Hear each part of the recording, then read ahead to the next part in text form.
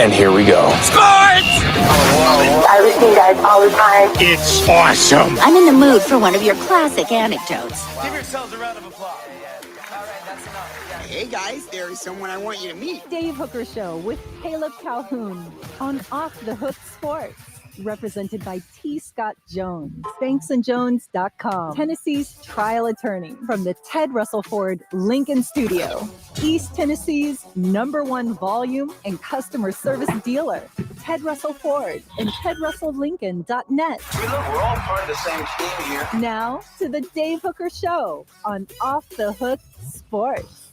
All right, here we go. Stat of the day, this day in Tennessee sports history. Should the Vols play more freshmen on defense? Also, Nico Iamaleava's potential transfer destinations, where CBS Sports thinks he might end up.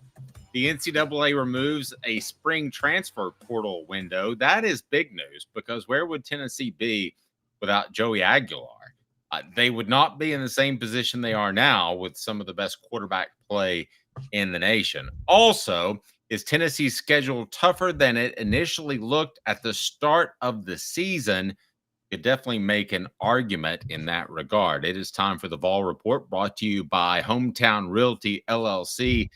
That's Hometown Realty. Go to ryancoleman.org. Knoxville's best from 2017 to 2022. He's phenomenal. You can download the app, get instant updates, personalized searches.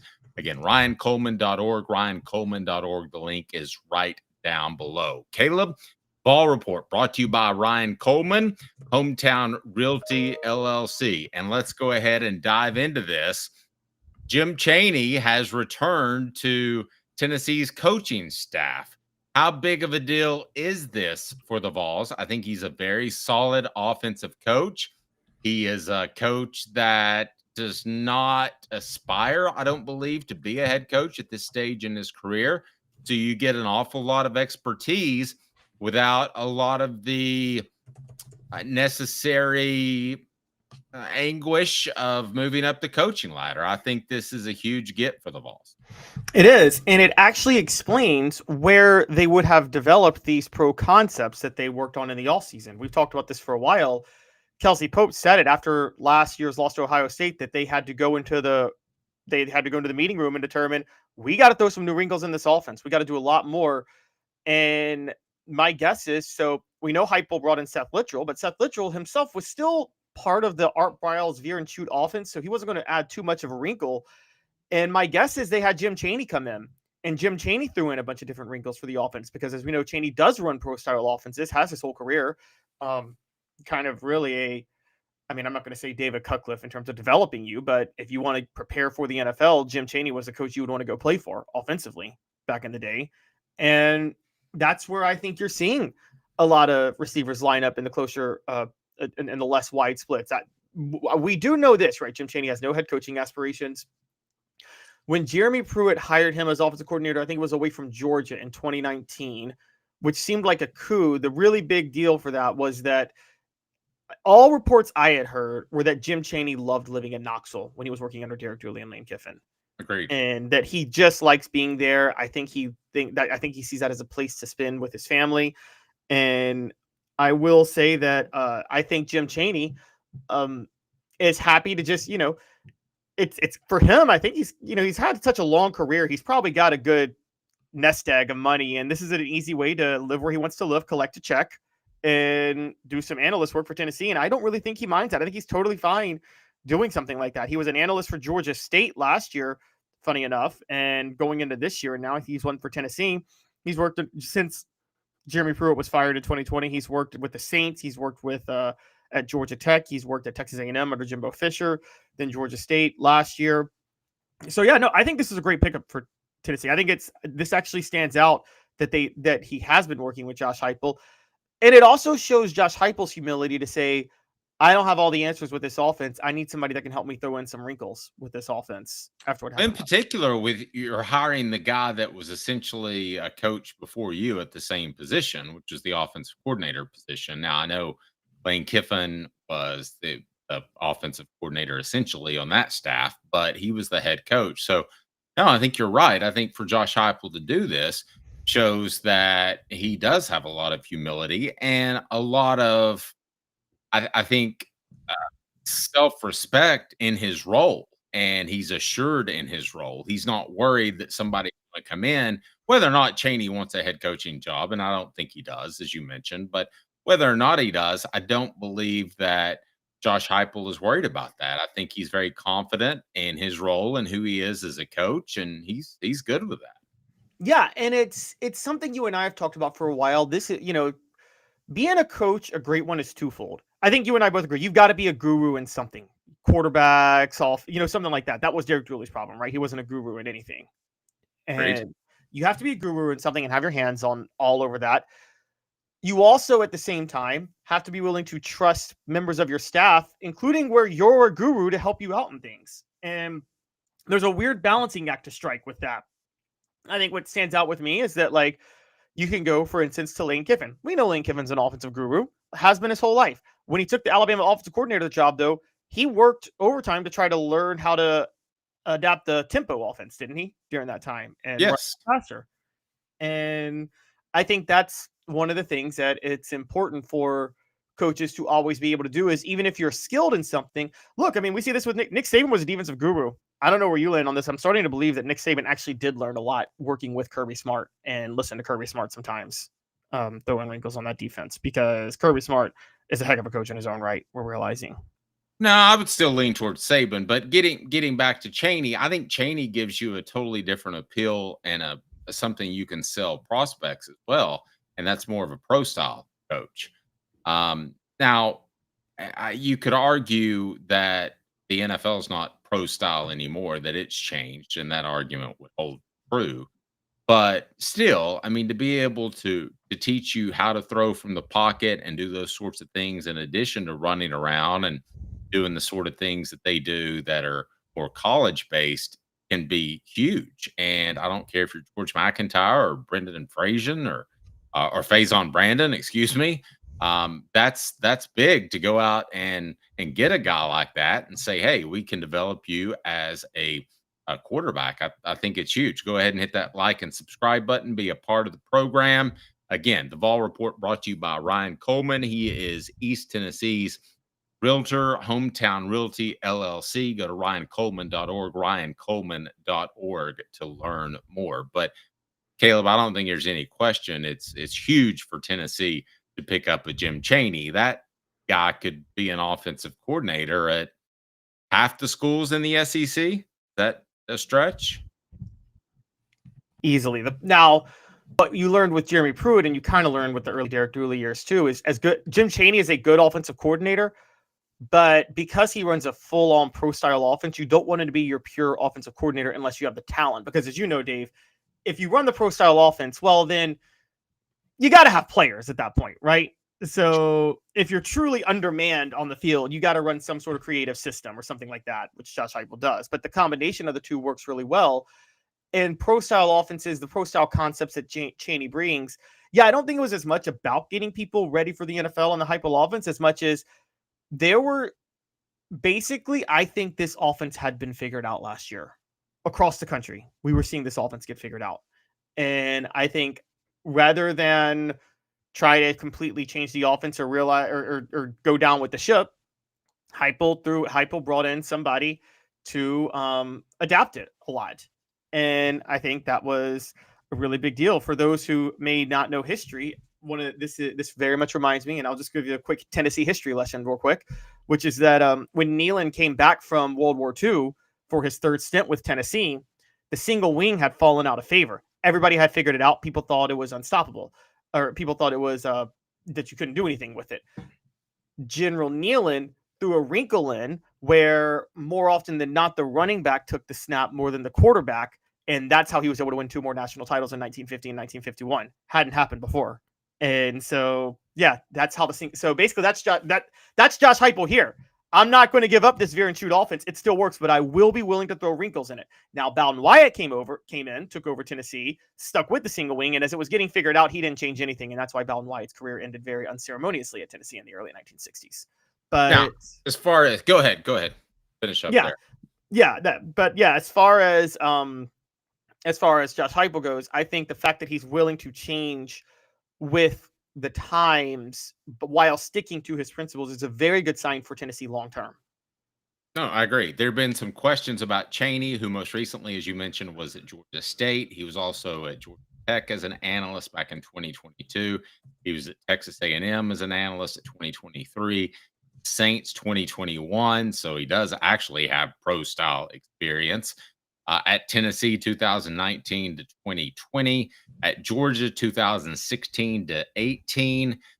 Pittsburgh 2015, Arkansas 2013, 2014, then back at Tennessee in 2012. So he clearly, and also he was a coach of the Rams, the offensive line coach and tight ends coach. So it's a guy too that knows the SEC, number one, based off that rundown. And also, I believe he's a guy that likes to throw the ball, but also understands the importance of running the ball, given his offensive line coaching, his tight end coaching. And listen, if I'm a tight end, if I'm Miles Kitselman on Tennessee staff, I'm darn excited to have Jim Chaney there. Same for the running backs. And we've seen Tennessee throw more to the running backs and tight ends than we previously thought they might in this season. And I think that's one of the prime reasons why. You mentioned splits had changed and come in a little bit. They weren't running the wide splits. That's true. That's more pro style as well, having a closer bunch. But all of this, I think that I just mentioned, we have seen is coming directly from Jim Chaney's mouth to the Vols playbook. I believe that. Absolutely. It has. And, Jim, I saw a comment earlier, basically that was actually, I fully agree with, which is Jim Chaney really runs, he's almost this generation's David Cutcliffe to a certain degree because he adapts his offense very well. Again, that can be problematic. Where David Cutcliffe was better was David Cutcliffe David Cutcliffe could run any offense he wanted to run. I don't think there's any offense coordinator in history that could literally run an option offense and then run a pro style offense year to year the way David Cutcliffe could. Right. Jim Chaney sticks with the pro style offense, and the other weakness with Jim Chaney is when he's a pure offensive coordinator, his offense, he doesn't have screens in his playbook. His playbook doesn't call for screens at all. And that was always an issue. But at the same time, you're right. Him being complimentary with what Josh Heupel is doing really stands out. I mean, Dave, I look back at Jim Chaney's whole career, and I don't think he's ever really worked with a spread offense type. I mean, I know when he was at Purdue, they ran spread concepts when Drew Brees was there during that time, but it was Drew Brees. He was a drop back passer. You're going to have him fling the football around during that time period. Before that, he was at Wyoming in the 90s. He was with the Rams as an offensive line coach. I mean, he's always been mixed in with, pro style offenses pretty much his whole career. So it's really the one thing Jim Chaney has similar to Josh Heupel is, again, they called the Purdue offense the spread offense with Drew Brees, but that was more of a West Coast where they had Drew Brees fling the football. But Jim Chaney does have experience running tempo. And here's something a lot of people don't know. When Urban Meyer was developing his spread offense in 2001, when he and Dan Mullen were working on that together, they actually sought advice. They actually hired Jim Chaney for some advice. And they did as an analyst. Yeah, Yep. they did. And that was when Chaney's coming off the Drew Brees days when it was known as basketball on grass. So yeah, he's, and just, hey, Drew Brees is a Hall of Famer. So to say you coached him is another benefit in recruiting as a standalone. All right. Is Tennessee's schedule tougher than it initially looked at the beginning of the season? Caleb, you brought this up. Why do you think so? I know that you wouldn't just throw that out there with having some evidence to argue that. Yeah, so Tennessee's schedule at the beginning of the year looked like it was going to come down to 3 games, which was Georgia, Alabama, and Florida. Nobody was shocked by that. After week 1, pretty much up until week 2 when Florida lost to South Florida, we were like, oh, the schedule's even worse than we thought. Georgia looked bad against Austin Peay. Alabama had lost to Florida State, and Florida had lost to South Florida. But since that Florida lost to South Florida, what's happened? Mississippi State comes around and upsets Arizona State. They could be undefeated when Tennessee visits them next week. Arkansas is 2-1, but they're a turnover within the final minute away from beating Ole Miss on the road last weekend. And they could have been 3-0. Alabama, don't look now, but Alabama has looked really good the last 2 weeks. I know it's against bad programs, but they did. That was Wisconsin last Saturday, a Power 5 program, and they blew them out of the water. Oklahoma, all of a sudden, very tough game. Oklahoma beats Michigan at home on September the 6th. That's a really quality win. They're 3-0. They look like a dominant, imposing team. And Vanderbilt. Now, Tennessee's better than Vanderbilt. Don't get me. I'm not saying that Vanderbilt should ever beat Tennessee, but that's a much tougher game than we thought it was going to be at the start of the year, with Vanderbilt being 3-0, 2 Power 5 wins at this point. So Mississippi State, Arkansas, Oklahoma, and Vanderbilt are all way better than we thought they were going to be. And I don't think Alabama is as bad as we thought they were going to be after the loss to Florida State. Florida, you're right. That's even easier than we thought. Tennessee can't lose to Florida this year. That's a bad football team. But everybody else on the schedule looks much tougher, to the point, and I said this at the start of the season, it didn't happen last year. There will be a moment when a 9-3 SEC team backs into the college football playoff because of schedule strength. Yes. I said Tennessee wasn't going to be able to be one of those teams going into the year because I thought their schedule they would have to go 10-2. I am now saying that there is a possibility if they go 9-3 that they back into the college football playoff still. Now, Tennessee doesn't want to settle for that. They can't afford that. They need to try to at least go 10-2. But there is a decent possibility that Tennessee could go 9-3 and get into the college football playoff, given the strength of schedule that we see from them now that we didn't think would exist at the beginning of the year. Well, and I think one of the reasons you're seeing that Tennessee's schedule is maybe tougher than it was at the end of the year is quarterback play and teams that they will play. You mentioned Alabama. That would be one of them. Also at Arkansas, Mississippi State, their quarterback play has been strong this year. Alabama is the one to me that is the significantly better team than what we thought be at the beginning of the year. And even into the first week of the year when they lost their opener, I thought, man, this team could fall apart, much like Florida's doing around Billy Napier. So to me, that's kind of a wash between Florida and Alabama. So I wouldn't say it's significantly tougher. I'd say it's a little bit different than what we thought it would be. And that's Alabama's better and Florida is woefully bad. Yes, I think so too. I think Alabama's still where, you see, what I thought was going to be tough is Alabama. I thought was going to be really, really, really good. Their second year under Caleb DeBoer. And look, they still might be. What we're also not talking about, that loss to Florida State, that was at Florida State. And Florida State has rebounded from last year. That's a really good football team this year. That's a tough place to play. So I think when you take that into account, yeah, Alabama, Florida, a wash. But here's the thing, and this is what's, again, I keep bringing this up. The visit to Mississippi State, I was warning about that at the beginning of the year, and now it looks even tougher because of their win over Arizona State. Dave, I'll just say this, and this might be my craziest take, but look, I think Oklahoma going to Knoxville, I think Tennessee is going to win that game, and that's going to help Tennessee because Oklahoma's going to have an inflated resume because of that win over Michigan, who I actually think is overrated, but still. This season could come down to that Mississippi State game in a week, because if they win that game, they have a decent path to 10-2 at that point. If they lose that game, they're in some real big trouble once they come off the bye, because at Alabama, Oklahoma, and at Florida, you have to project them to run the table in all three of those games. That's tough at that point. And Oklahoma all of a sudden looks a lot tougher. I get that they're in Knoxville, but it's still, again, a much better game than we thought. Again, yes, Vanderbilt, we talked about it. Tennessee should still blow out Vanderbilt. But what I am saying is, put it this way, Dave. Vanderbilt started the year as, I viewed them as a Philip Fulmer, let's not even game plan, let's go recruit, and we'll just play them that week. That is at least a game that you can't do that. You kind of have to game plan for them a little bit now. No, I agree with that.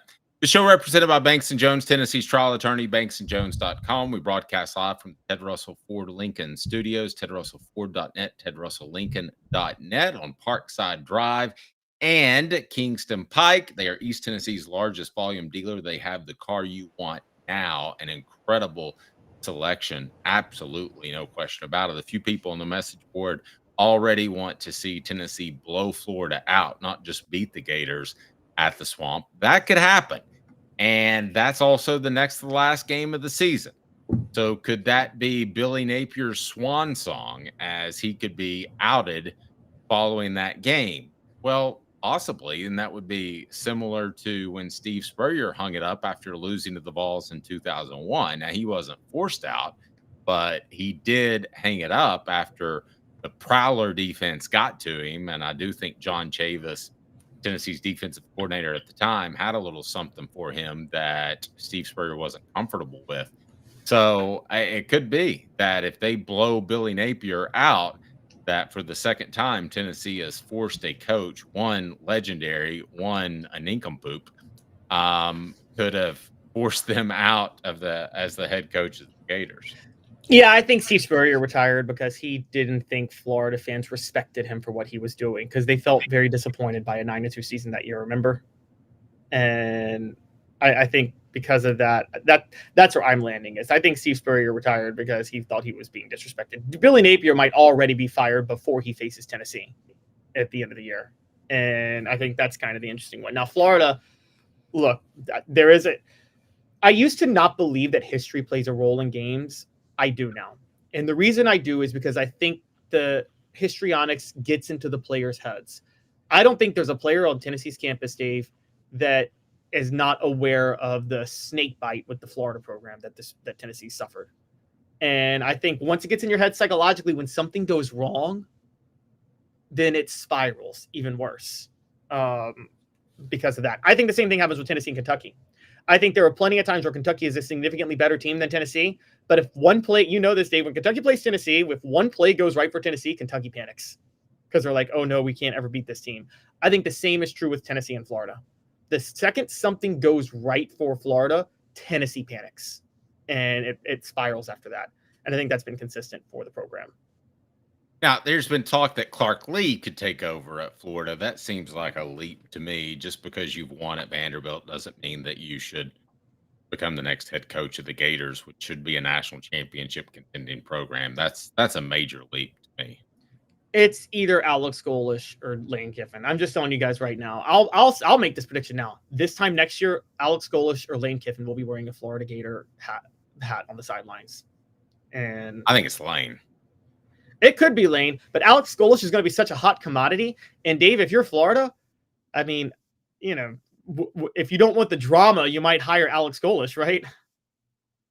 Well, true, but I mean, to me, the drama would be you're hiring another coach like Billy Napier, who's making a big step up. At least Lane has proven he can win at an SEC school. I mean, Alex Golesh hasn't proven that yet.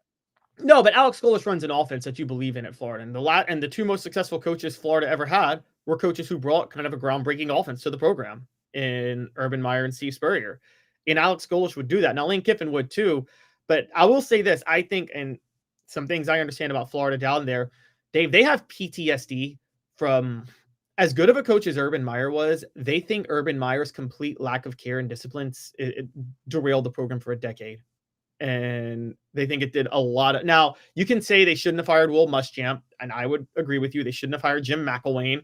I would agree with you. They made some bad hires. But I think you can also say that the program had.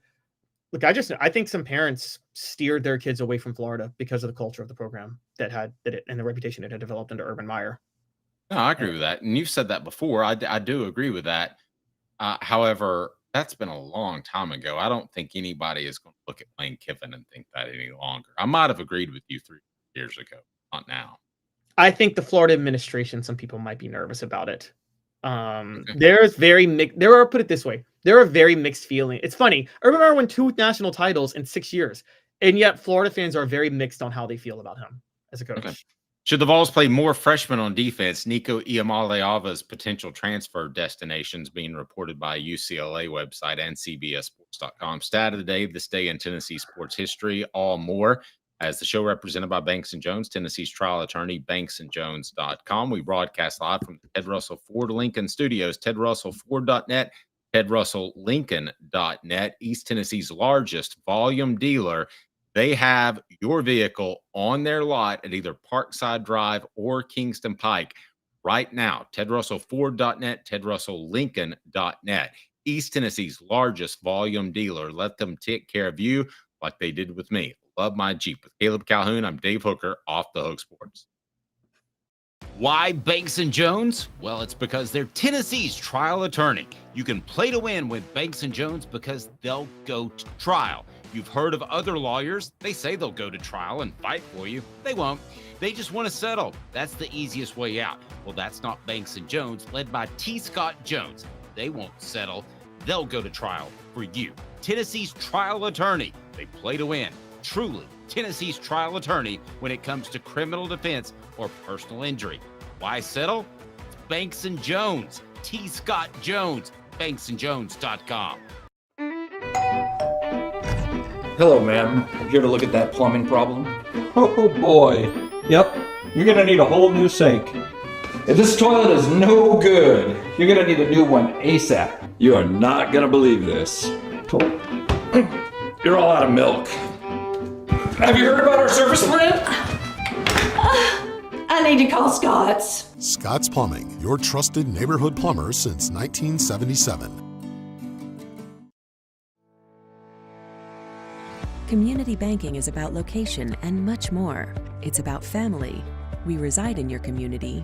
We are a part of your community. At Commercial Bank, our commitment extends beyond the walls of our branches.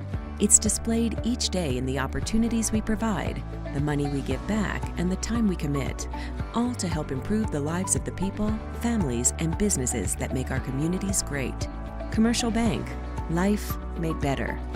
Having been in the jewelry industry for a long time in the Knoxville community, I saw a need for a jeweler, a real jeweler. Our ability to do these designs has really been based on the customers bringing new things in and challenging us as a store. Our goal is not to tell anybody what they want. Our goal is to listen to what they want and then help them get there. Schedule your consultation today to get your special someone the perfect custom gift just in time for the holidays. This day in Tennessee sports history. It's cool, baby. It's cool.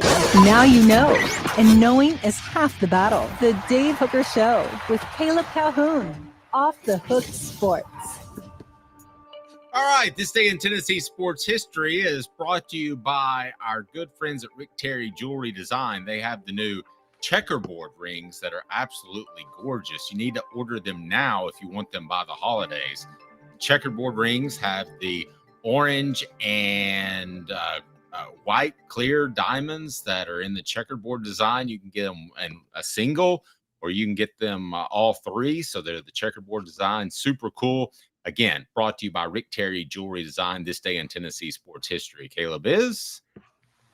Today is the 27-year anniversary of Tennessee's 20-17 overtime win over Florida, where Al Wilson forced 3 fumbles in the first half. And what I consider, and maybe you agree with me or not, I don't know, but I consider that the greatest game ever by a defensive player in Tennessee history. Al Wilson's game against Florida in 98. Yeah, I have trouble coming up with one that's better than that, but I would argue it's, considering what Florida had, the greatest defensive performance by an entire defense. You had the Deion Grant interception. You had Fred White fill in the gap. They were able to rock down and essentially play 8 in the box for the majority of that game. I thought a lot of things about that game were impressive from a defensive standpoint. They were. And you're right. They played 8 down and they played 3 deep. But remember, they had all 3 guys always playing really, really, really deep at the same time. And the Florida had trouble holding on to the ball through the first few games of the year. And the Chavis philosophy was bring pressure, but if they get it off, they only get 10 to 12 yards and they'll have to run a lot of plays to get down the field. And if they do that, they're more than likely at some point to make a mistake. And it was a brilliant strategy and it worked. And yeah, they made the mistake. The Deion Grant interception. I used to think that Jesse Palmer underthrew it, but Dave, sometimes I look at it and I'm like, no, that was just Deion Grant making a wildly athletic play more than it was crazy. I remember when that ball was thrown, I was like, that's a touchdown, not just a long pass. I mean, that's a score sitting in the press box, and Deion Grant making that interception was the most unbelievable things that I've ever seen. And David says, I can still hear John Ward's call on the missed field goal. I can as well. That was pretty good. Adam said Al Wilson. I'm sorry, real quick. Sorry. Adam said Al Wilson played like Ray Lewis before Ray Lewis played. He did, and you pointed this out before. If Al Wilson doesn't have a significant injury in the NFL, he is a standout in the NFL, no question. Maybe a Hall of Famer. Yeah, the only two things that held Al Wilson back from being a household name in NFL history was a neck injury that cut his career short, and when he was playing, he unfortunately had to share the AFC with Ray Lewis, so who was going to be the first team All-Pro middle linebacker every year. So, I mean, but yeah, overall it was. Now, Collins Cooper, funny enough for Florida, insists to this day that he made that field goal, and he just does not believe it was missed, honestly. So, worth throwing that out there. Yeah, well, John Ward, as David points out, would say no siree, no siree. So Tennessee beats Florida 27 years ago to this day. Is that right? Yep, 20-17. And I do believe when they won that game, pretty much everybody in Knoxville was saying, "Oh, this team's going to go undefeated now," right? It kind of just felt that the national championship was in the bag, didn't it? Once they beat Florida. Yes, and then it got to that Arkansas game. There were a bunch of people before the Arkansas game that felt like Tennessee was going to flub that game up, but Arkansas was way better than you thought. And Arkansas, had they won out, would have probably gone the national championship game as well. But that obviously didn't happen because of Billy Ratliff forcing the infamous Clint Sterner fumble. A lot of good stories. You can read a book about that if you would like to. Celebrate 98, the untold stories behind Tennessee's 1998 national championships, wherever books are sold. And Smoky Mountain Ride is right. Damn, I'm getting old. Me too. All right. Should the Vols play more freshmen on defense? Let's talk about ball right now, not back in 1998. It was tough to get on the field as a freshman in 98. They had so much talent across the board.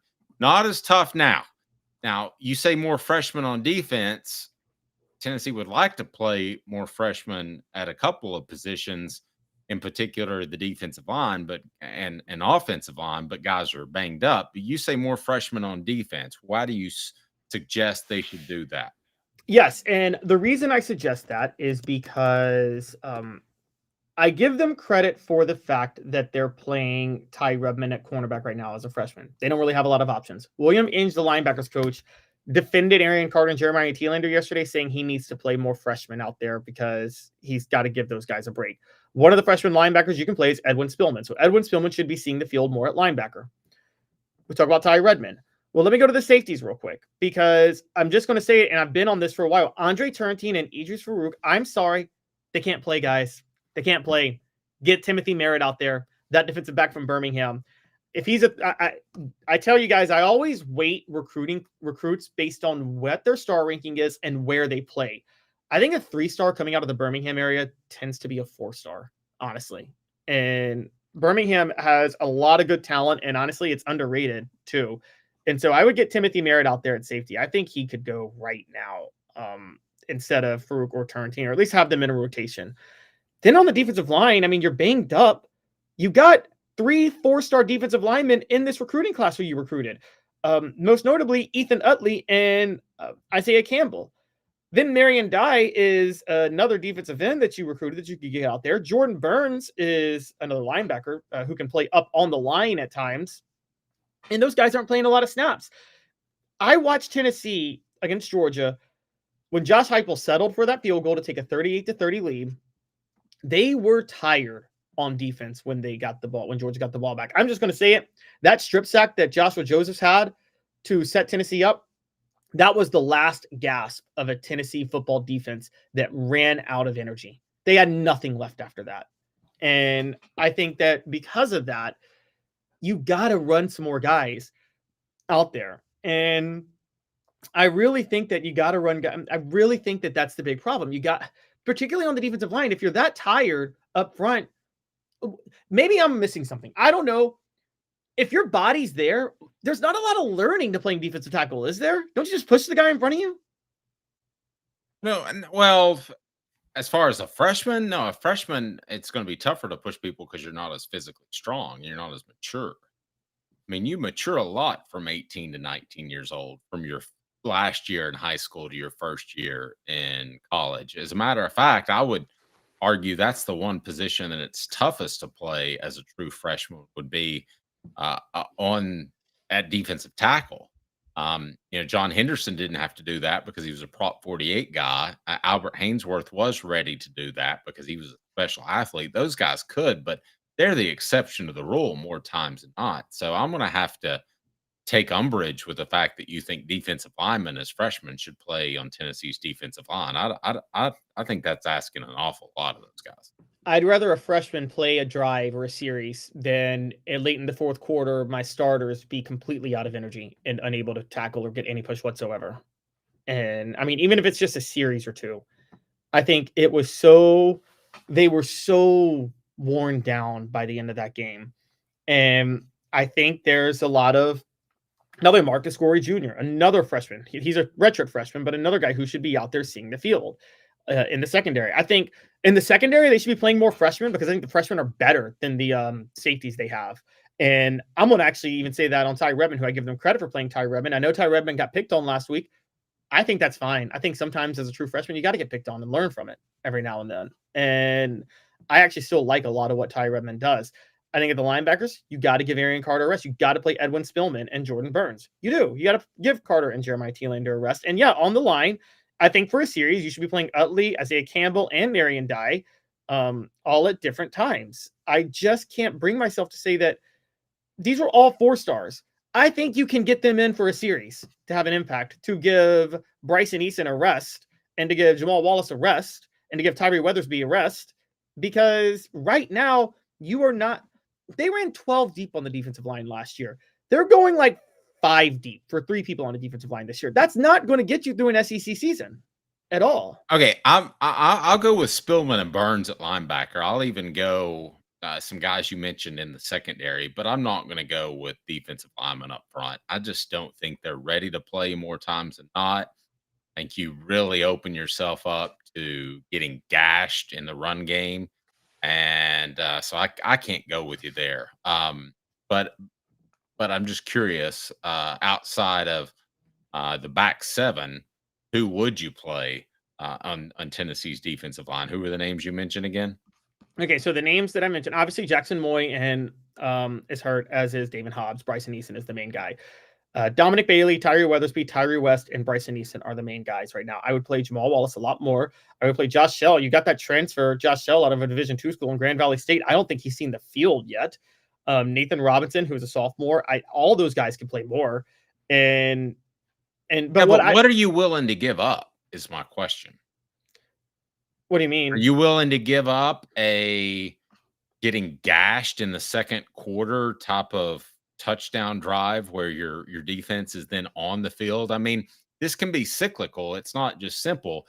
If you play those guys more on the defensive line, maybe your defense is out on the field more, so then they're more fatigued as a whole. Okay, well then how about this? Right now, they call it a 4-3. It's really a 4-2-5 defensively now, right? Yes. More than it is a 4-3. Okay, 4-2-5. How about a couple of drives? You just play 3 defensive linemen and play a 3-3-5. And you mix that in. And throw in an extra linebacker, either Spillman or Burns or somebody like that. And then you can alternate that. Then you can give more rest. Wouldn't that help a little bit? Just throwing a 3-3-5 a couple of times. Everyone talks about, 3-4 versus 4-3. There's such a learning curve. I think that's overrated. Dave, I think the reason Tennessee fans overrate that is because they saw what happened to the defense in 2012 when Sal Sinceri threw in the 3-4. That's not because they switched to a 3-4. That's because Sal Sinceri couldn't coach. I mean, that was what that was about. David says Nathan Robinson is more polished than Utley and Campbell. This, according to our message board as well, Christian Gass is supposed to get some reps tomorrow. A lot of talk around him. So it may happen. I'm just going to tell you that I'm going to side on the side of the coaches if they don't play these guys. And I'm going to be the guy that defends the coaches saying, well, they're probably not ready physically. I feel like Josh Heupel is being the Tom Thibodeau of college football right now. For those who don't know what Tom Thibodeau with the Knicks, Tom Thibodeau didn't realize you could play more than 7 guys in an NBA game. And so all of his starters averaged 40 minutes last year. I think we could, that's why I tried to reach a compromise with you, Dave. We could compromise on the fact that maybe they don't go that deep on the defensive line and go to the freshmen. Then put a couple out at linebacker and switch to a 3-3-5 a couple of times a game. Okay. Well, I mean, I can kind of roll with that. You are asking your defensive lineman to play 2 gaps instead of 1. So there's a difference there that I think is more difficult than maybe you're giving credit for. But we'll get to Nico's potential destination, and also we'll get to the stat of the day, and that'll be brought to you by our friends at Sports Treasures. The show represented by Banks & Jones, Tennessee's trial attorney, banksandjones.com. We broadcast live from the Ted Russell Ford Lincoln Studios, tedrussellford.net, tedrusselllincoln.net. 2 minutes with Caleb Calhoun. I'm Dave Hooker, Off the Hook Sport. It's a new year, a new day, and Ted Russell Lincoln has an exciting new offer to share. Right now, get a 2024 Lincoln Navigator with 0% APR for 72 months and up to $4,000 in bonus cash. Or drive away in a new 2024 Lincoln Corsair Grand Touring with 0% APR for 60 months and up to $4,500 in bonus cash. It's time to get excited about the ride. Come and see what a luxury car experience truly is at Ted Russell Lincoln, Knoxville.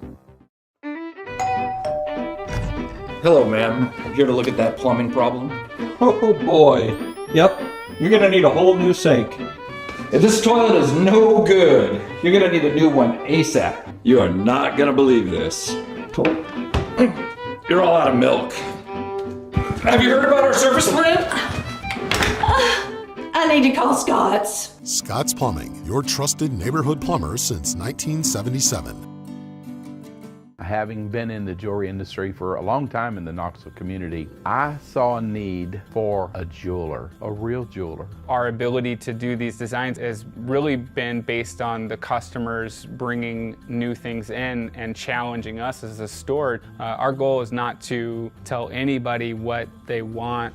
Our goal is to listen to what they want and then help them get there. Schedule your consultation today to get your special someone the perfect custom gift just in time for the holidays.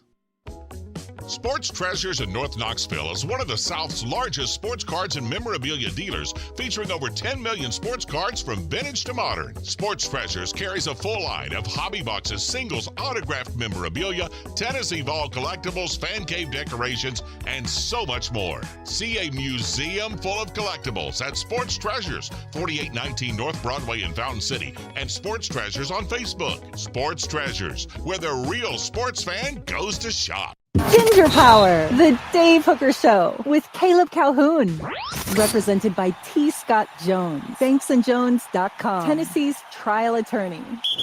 From the Ted Russell Ford Lincoln Studio, East Tennessee's #1 volume and customer service dealer, Ted Russell Ford and tedrusselllincoln.net. Now to the Dave Hooker Show on Off the Hook Sports. All right, Caleb, where's Nico going? Potential transfer destinations as reported by CBS Sports? Sports Illustrated.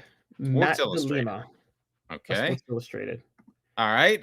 Where could Nico go? For those that don't know, give us a rundown on Nico Iamaleava, Tennessee's once ballyhooed quarterback who went to UCLA and has since got the option because of a coaching change to leave elsewhere, which I'm told that he very well might do, despite the fact that 2 transfers in less than a calendar year wouldn't be a good look. Don't be surprised if he does this, if he decides to leave.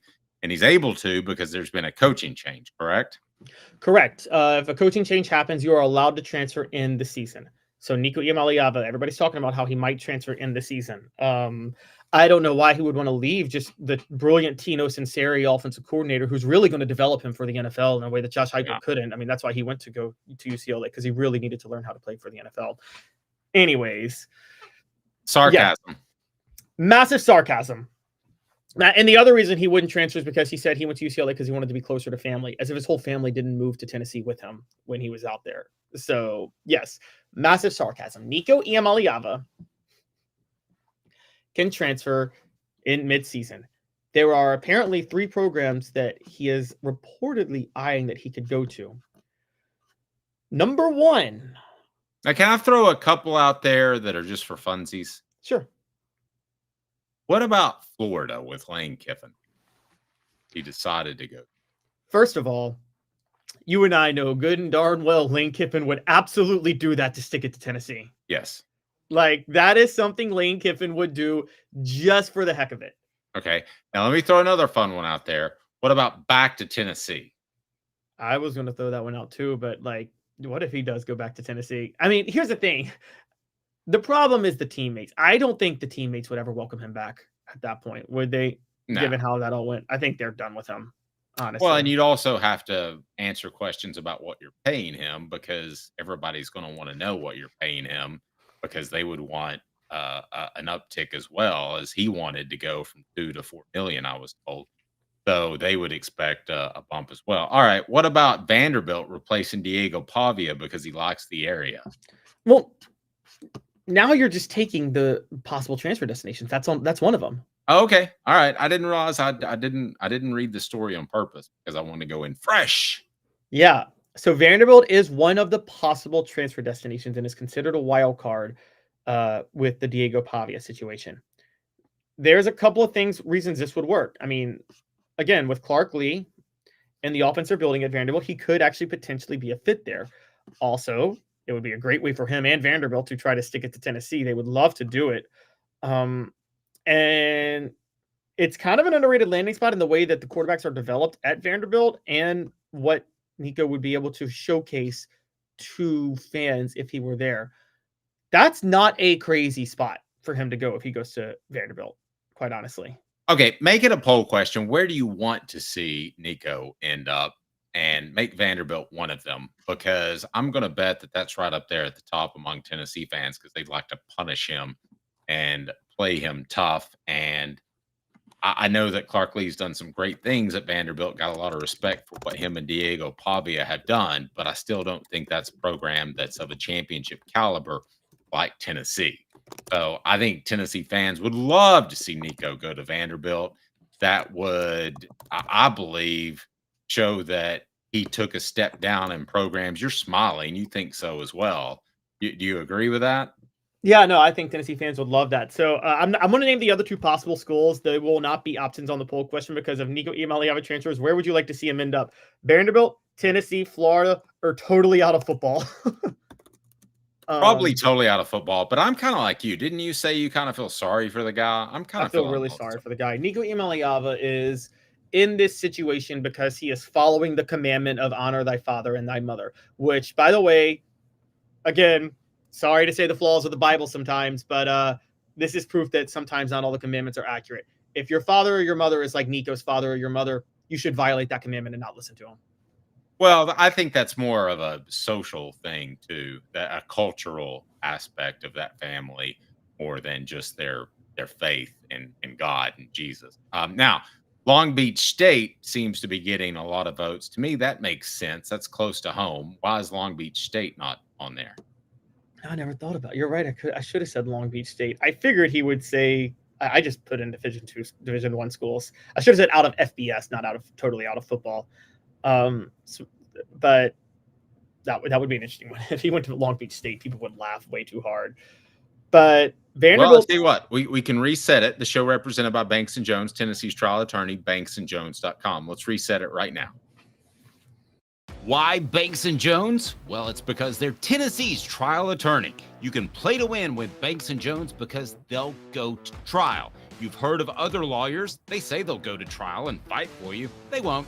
They just want to settle. That's the easiest way out. Well, that's not Banks & Jones, led by T. Scott Jones. They won't settle. They'll go to trial for you. Tennessee's trial attorney. They play to win. Truly, Tennessee's trial attorney when it comes to criminal defense or personal injury. Why settle?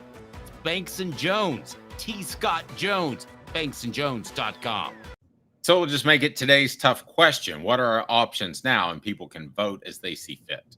Where do you want Nico Iamaleava to end up if he transfers? Vanderbilt, Florida, back to Tennessee, or Long Beach State, or another FCS team?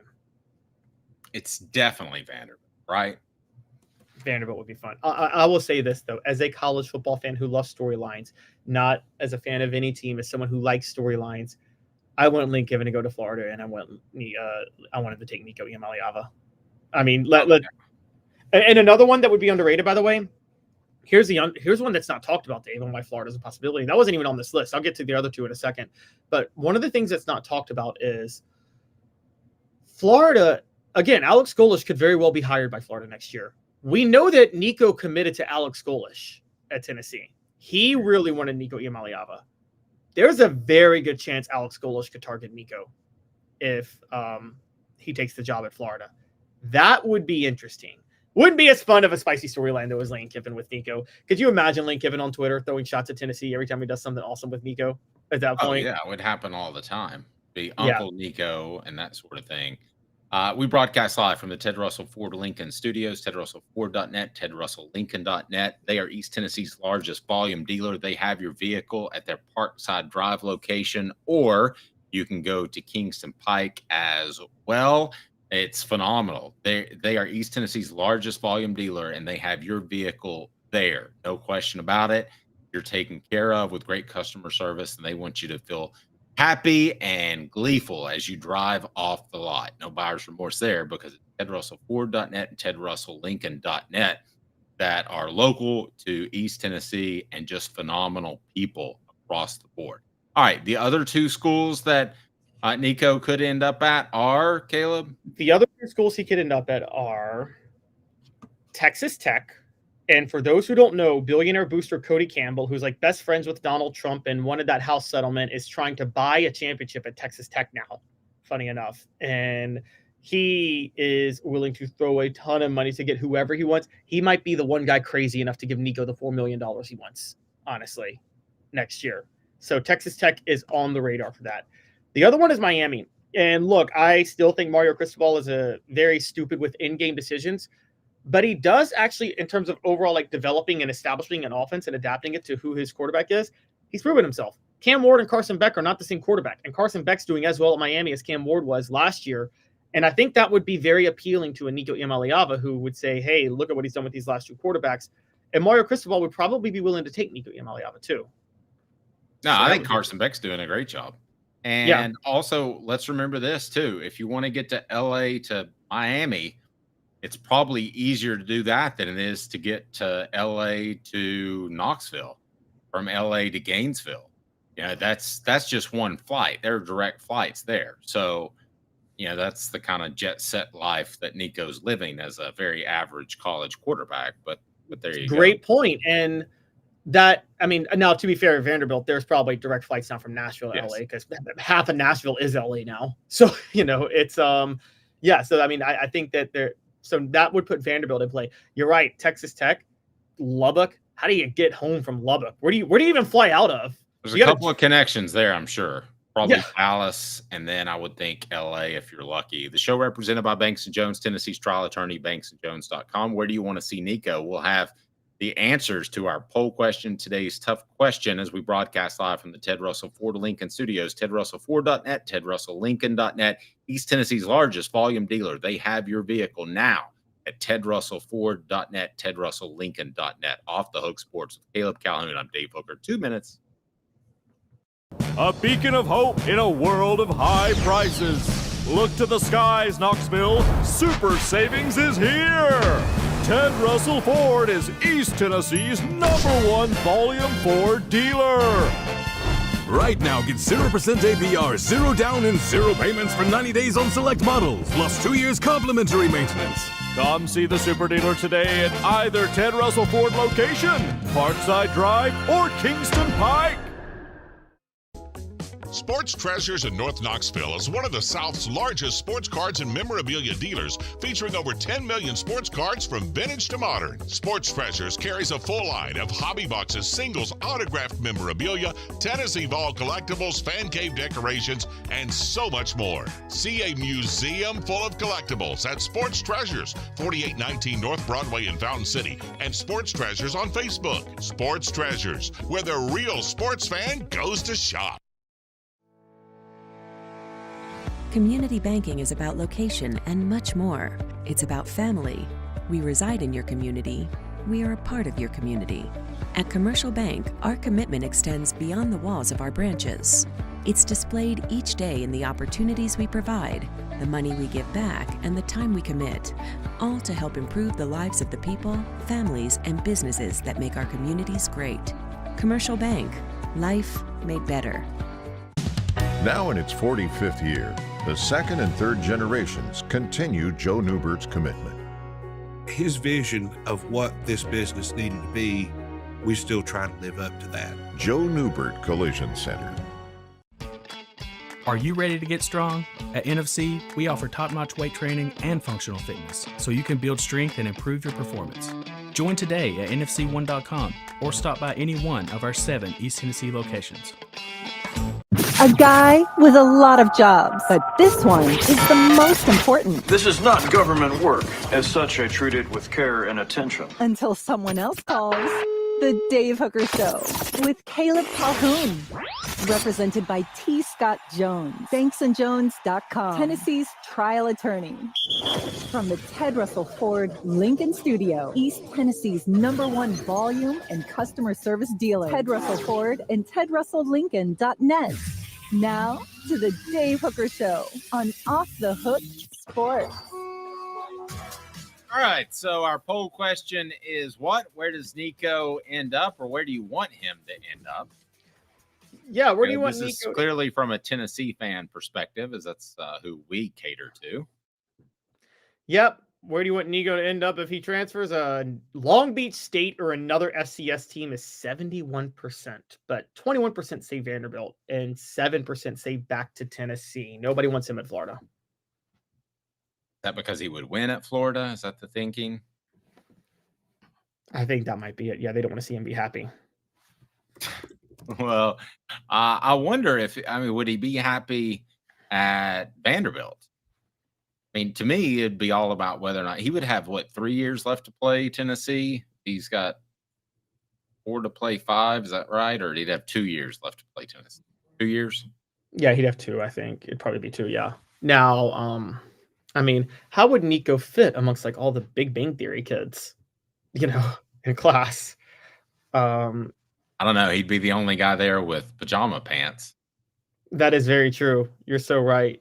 I'm not so sure Nico would enjoy life at Vanderbilt, put it that way. The only thing that he would enjoy is, and this is what he is enjoying about UCLA. And we'll say this up front, Dave. I don't think Nico handles the spotlight well. And so at least at UCLA, nobody cares if you suck. Yeah, it's true. Leslie says Caleb is changing. He is being truthful and not biased. He knows that Nico was a good quarterback, that Tennessee should kept Nico. I don't think any of that's true. I think you're always truthful and biased, sometimes maybe to a fault. Steve says Dave is keeping him in check. That may be true. But I'm just kidding, Caleb. But I'll say this. I don't think that you've been untruthful and biased, and I don't think you think Nico is really good.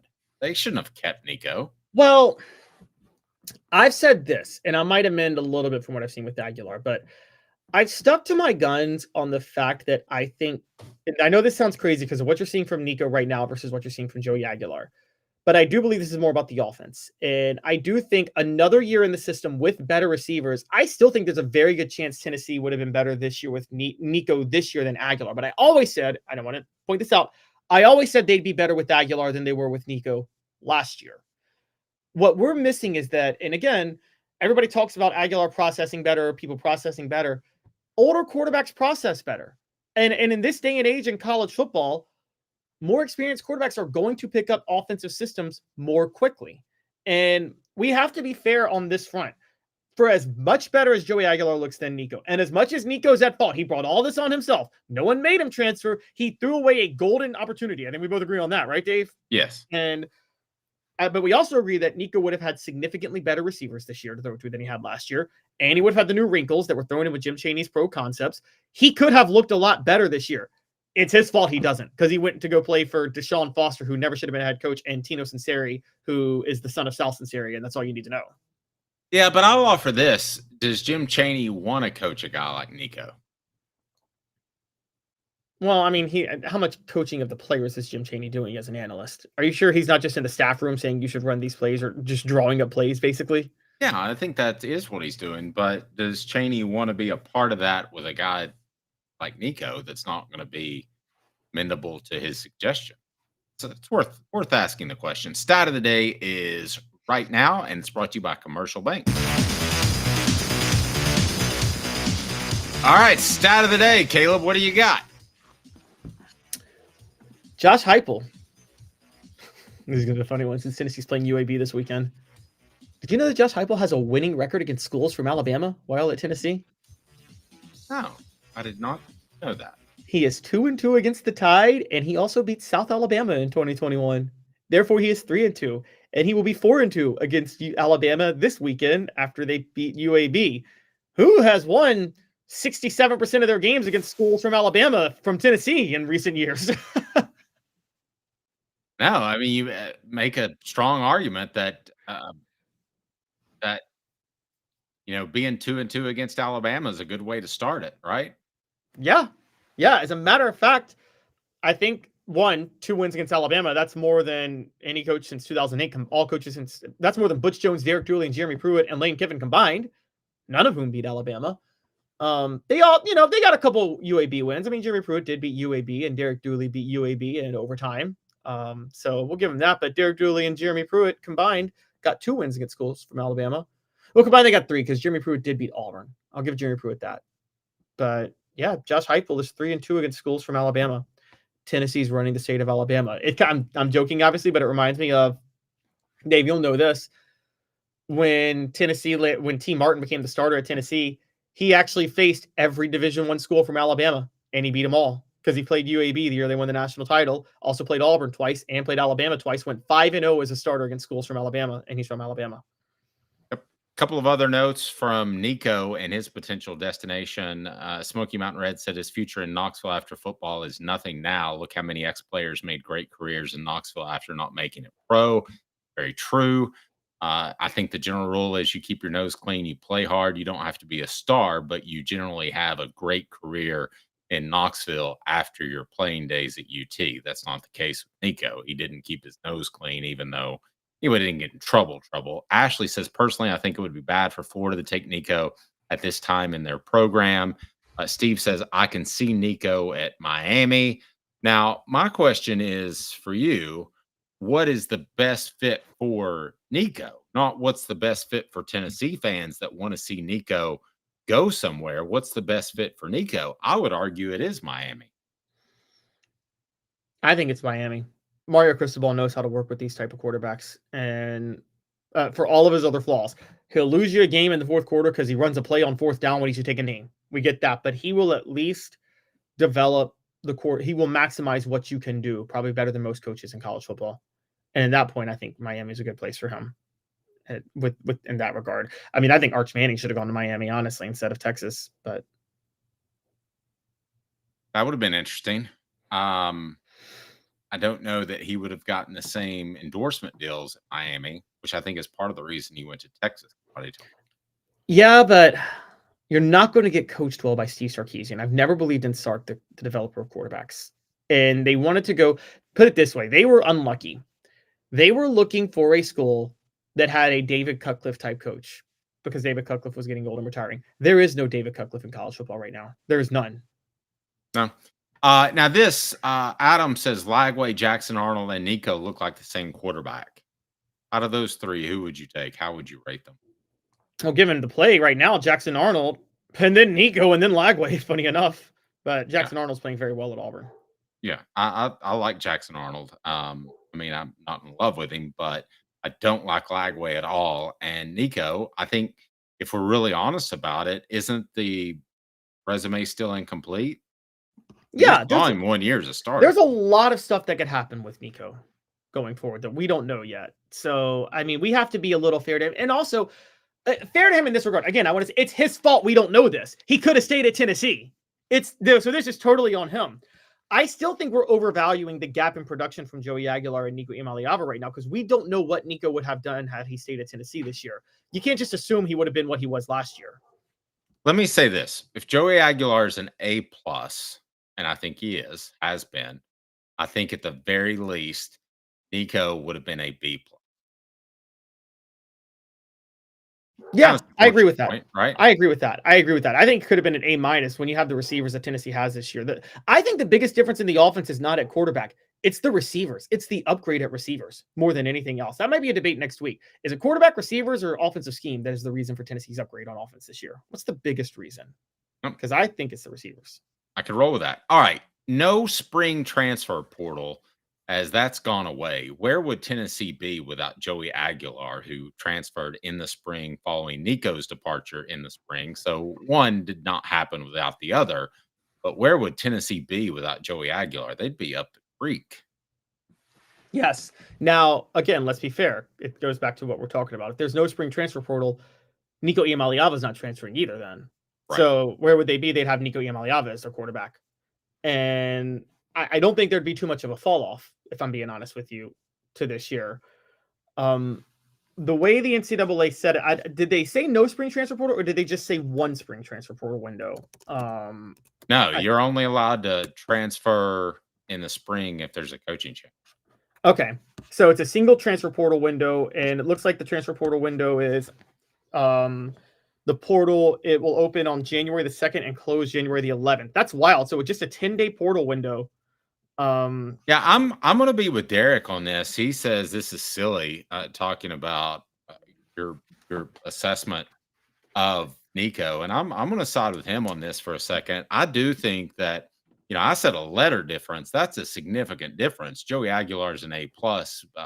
Nico would be a B+. To me, there is, just watching them play, looking at the painting on the wall, there is a significant difference in their play. Perhaps Nico would have been better than he was last year, but is he anywhere near Nico's or Joey Aguilar's realm? No, I think he's a full letter grade off. So maybe my intentions were not made clear there. I think that there's a clear difference in the quarterbacks just as players. I have a hard time going all in on that because of the fact that you're talking to somebody who was thoroughly convinced Tennessee's offense would be significantly better this year before Nico transferred. Because I had made the prediction in the offseason. I had said that they would have a massive upgrade at receiver. And I said that I had heard the reports when they landed Seth Littrell as an analyst that they were adding new elements of the offense. We didn't see practice, but we heard all spring they had thrown in the pistol formation in the spring. And we'd heard a lot of different things about how they were upgrading their offense in a way that they hadn't last year. That's 2/3 of what makes this offense so much better. And then on top of that, you can't assume that Nico last year would have been the same Nico that Nico is this year. And I mean, players get better all the time. And with that, I mean, this firsthand yourself, Dave. You covered Jonathan Crompton. The second half of Jonathan Crompton's career of the 2009 season was Jekyll and Hyde from the Jonathan Crompton we had seen for 4 years before then, wasn't he? Yes, he was very different. Yeah. So I think we don't know exactly what we would have gotten, what we would have seen out of Nico Iamaleava this year with a better receiving core and with more wrinkles in the offense and with more experience under his belt. Maybe I told you guys this earlier this week, but experience at quarterback is becoming a big thing in college football. Trevor Lawrence is the last quarterback who wasn't in his third year or higher in college to win a national championship. And that era is dead. That era of first and second year players like the Jameis Winston's, Trevor Lawrence, Johnny Manziel's, that era is dead in college football because of the transfer portal and NIL. You're not going to get that anymore. And I believe that you're seeing programs take advantage of guys from the neck up more often than you were in the past. And that's why you're seeing that. I think so. I mean, that's probably true too. I think coaches are saying the arrogance is not as much there. They're saying, oh, we got the big arm. We can make them good, period. It doesn't matter what they have from the neck up. That's possibly true too. You've even seen that in the NFL. I mean, Shedeur Sanders, everybody passed on him as good as you and I thought he was because they didn't like him from the neck up, and the way he behaved during the NFL draft was just enough to turn people off. I think that when you talk about had there been no transfer portal window, though, I mean, Tennessee is 2-1. I think they'd still be 2-1, and I think they still would have actually put up a fight against Georgia. I know that's crazy to say, but I also think that. So you think if Tennessee had Nico, they would have put up a fight against Georgia to the same extent that they did? I do not. They put up a fight against Georgia last year. They were in the game until the fourth quarter. I mean, we're forgetting that. So, yes, I actually do. And I know people think I'm crazy for this, but yes, as far as the broad concept of the spring portal window, I'm not crazy about it. I think you should be allowed to transfer after the spring. Honestly, I think the class is in. I think that's a good time to transfer. I don't think there's anything wrong with that, truth be told. Well, it's there. I mean, the new rule is there clearly to benefit coaches, right? Yeah, coaches don't want to negotiate NIL in the spring. They might as well call this the Nico rule, right? Because this rule, I'm going to go ahead and say this. This rule was put in place because of Nico Iamaleava. Nico Iamaleava was negotiating NIL with Tennessee throughout spring camp. We know this now. The On3 report comes out. Nico hits the transfer portal, and Nico then Tennessee's left scrambling after working with Nico all spring.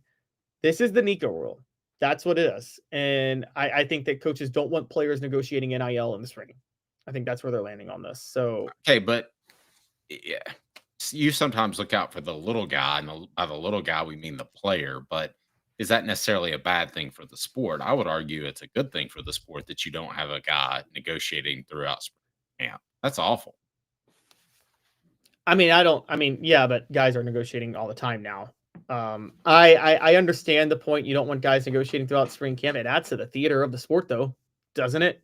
And I felt, funny enough, that eventually the market would settle things down. That eventually all coaches would mostly step in and say, we're not going to negotiate NIL in the spring. And the only one who would be Lane Kiffin, because Lane Kiffin is Lane Kiffin. But it just takes one. It just takes one coach, one big player to throw a big wrench in the entire sport. I don't think college football should be in the business of protecting coaches from themselves. That's my issue with the salary cap in the NFL. It's protecting owners from themselves, quite honestly. Well, Smoky Mountain Red had this to say: I like this rule. Coaches need to focus on the season up and coming. I agree. I think this is better for the sport. Now, is it protecting them from themselves? Yes, but I think this is better for the sport. I mean, maybe overall, but I still think when there are no classes going on, you should have the window to transfer. And we're forgetting this point, which is, it's not like, because here's my problem with this, Dave. Say a player, it's not like coaches can't add players who are out of the portal. It's not like coaches can't add players from the portal in the spring. So let me ask you this question, theoretically. Okay. December, because there's still the portal window in December, right? Yes. A quarterback transfers out in December. Nobody picks him up, which could happen, right? And he has nowhere to go. So he's just sitting in the portal. Spring practice happens. A coach decides, I don't like my quarterback in spring practice, who could have transferred but chose to stay through spring practice. The coach can then go into the portal and pick up that other quarterback. And that's where I say, okay, you want to close the portal? Fine, close it both ways. You can't add players after spring practice either then that are sitting in the portal. I would go that route. If you want it, but don't tell me the coaches should be allowed to add players in the portal, but players can't enter the portal in a certain window. Well, it was my understanding that it was both, right? No, coaches can add players from the portal at any time, any point, any time. The window is just when you can enter the portal as a player. Yeah, well, that doesn't make a lot of sense to me. Yeah, that's my problem with it. Is I think the window should go both ways. I think maybe I understand lagging it a little bit for adding players, because if a player transfers the last day of the portal window, the coach needs a little bit of time to add a player from that point. I get that. But I genuinely believe that, yeah, you can't sit there and have a window close on one end and say the coaches they can add anybody whenever they want as long as they're out in the portal and available. I'm just not a fan of that. We'll close with some comments, strong comments about Nico, because you've got people fired up. They had to make this is the wrong one. Cooper Mays, I told you all to your face he was pampered and petted. He's not it. Smoky Mountain Red said Nico, not a leader of men. Derek added Nico and his daddy gave up on the scheme and players, but he would have gotten better. This is ludicrous. The rapper spelling, not the word spelling. Okay. Yeah. Unsung says Nico would rather be shopping at Lululemon instead of building chemistry with his teammates. I think there's some truth to that. And Derek said Nico and his daddy left in November. Josh made a boss move. I think he led Nico to water to get Joey, honestly. Now, that's interesting. Did Josh Heupel know that Nico wasn't long for the Vols anyway and decided to make a move towards the end of November? I wouldn't rule that out. Some of the staff thought so, particularly after the Ohio State game. There were some people on the staff that felt that, and this was reported, that felt that Tennessee had gotten everything they can out of Nico Iamaleava and they weren't going to get anything more. And so I wouldn't say November, but I would say December. That was out there. All right. The show represented by Banks & Jones, Tennessee's trial attorney, banksandjones.com. We broadcast at 10 a.m. from the Ted Russell Ford Lincoln Studios. TedRussellFord.net, TedRussellLincoln.net for Caleb Calhoun. I'm Dave Hooker, a presentation of Off the Hook Sports. Again, TedRussellFord.net, TedRussellLincoln.net, East Tennessee's largest volume dealer. Tell them Off the Hook Sports sent you, and you'll be glad you did. They have the vehicle you want at your price, and the customer service is unbelievable. Off the Hook Sports for Caleb, I'm